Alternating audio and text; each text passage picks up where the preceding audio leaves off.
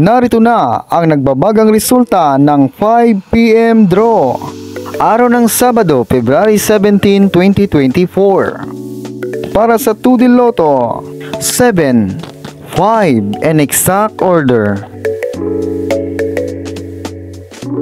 Para naman sa 3D Lotto, 6, 1 and 8 in exact order. Congratulations sa mga nanalo. Huwag kalimutang mag-subscribe at mag-like para updated kayo sa mga susunod na draw. Maraming salamat at magandang hapon.